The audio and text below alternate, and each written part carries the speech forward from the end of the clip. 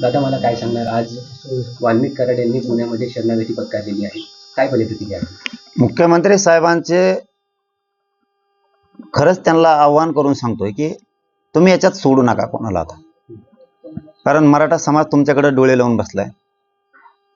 कुटुंब न्यायाच्या प्रतीक्षेत, देशमुख भैयांचं कुटुंब सगळं दहशतीखाली आहे.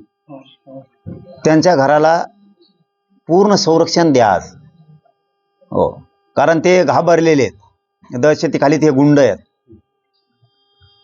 त्यामुळे मुख्यमंत्री साहेब जर ऐकत असतील तर तातडीनं त्यांच्या घराला संरक्षण लावा, त्यांच्या प्रत्येक माणसाला संरक्षण द्या आणि आजीवन द्या. कारण प्रत्येक जण आज राज्यातला माणूस हळहळ करतोय, संतोष भैयाचा इतका क्रूर पद्धतीनं खून करण्यात आलेला. त्यामुळे कोणाला सोडू नका.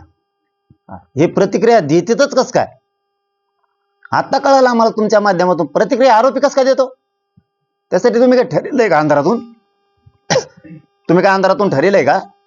काय षडयंत्र सापळा रचलाय का तुम्ही?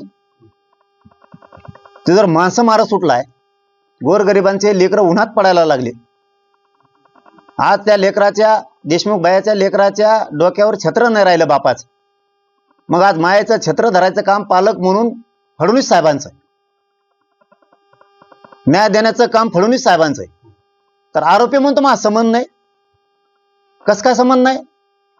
बाकीचे आरोपी कुठे आहेत आणखीन? हे सगळे आरोपी धरा. हे सगळ्यांचे यांचे कॉल डिटेल चेक करा. ह्यो मारणाऱ्या लोकांशी बोललाय. मारणारे लोक याच्याशी बोललेत का? ह्यो कोणत्या मंत्र्यांशी बोललाय, सरकारशी बोललाय, कोणाशी बोललाय आतापर्यंत? 2-3 महिन्यापासूनचे आजपर्यंतचे सगळे डिटेल काढा त्यांची.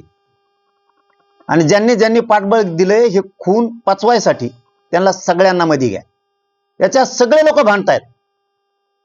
त्या अंजलीताई दमानिया बसल्यात, तिकडे ते धस बसलेत, तिकडे ते क्षीरसागर आहेत, इकडे सोळुंके आहेत. हे सगळे लोक आणि पुरा राज्यातला मराठा समाज, सगळ्या पक्षातला, सगळ्या जाती धर्माचे लोक रस्त्यावरती आहेत. आणि हा जर अशी प्रतिक्रिया देतोय, मग काय तुम्ही आमची दिशाभूल करायचे ठरवले की काय? आमची दिशाभूल सरकारनं करायची ठरवली? हे बघा मुख्यमंत्री साहेब, यातला एकही माणूस सुटता कामा नाही. सगळे अंडर ट्रायल चालली पाहिजे. मोठमोठाले वकील द्या. एका केसमध्ये संतोष भैयाच्या जास्तीत जास्त वकील द्या. उज्ज्वल निकम साहेबांसारखे असे मोठमोठाले वकील उभा करा. जे कुटुंब मागणी करीन ते करा. आमचंही कोणाचं ऐकू नका. जे कुटुंबाला वाटेल ते मोठाले वकील द्या. पण या केसचा छडा म्हणजे हे जेलमध्ये सडलेच पाहिजे.